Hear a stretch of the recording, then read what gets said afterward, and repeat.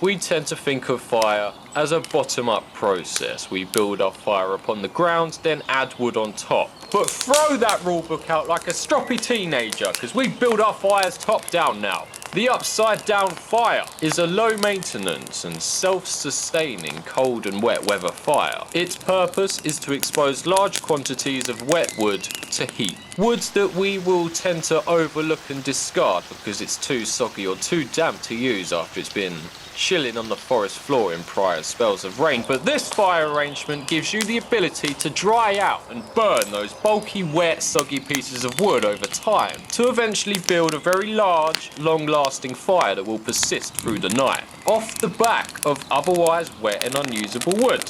Sold?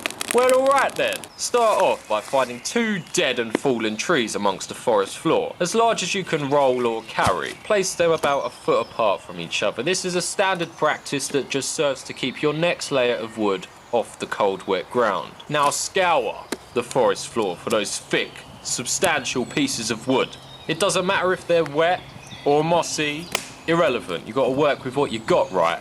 Whack 'em on. Build another layer. Switching directions on each consecutive layer for stability.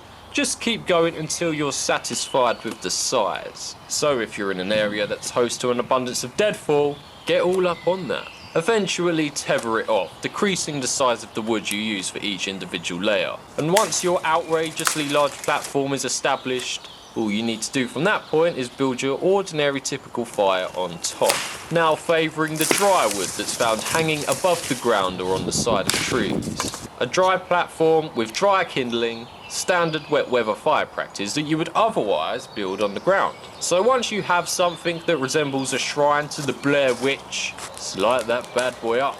Then sit back, relax, you've got all the time in the world now. Make yourself a cracking cup of tea. Actually, in hindsight, how are you going to brew a cup of tea on that? Have a delicate sip of water instead. Just maintain your primary fire during the early stages as you normally would until the first thick layer of logs begins to burn. Then it's smooth sailing from there on out. Your first burning layer will dry out the wet layer of logs below, which will begin to burn, which will in turn dry out and burn the wet layer below that. So on and so forth. Good game, well played. Peace!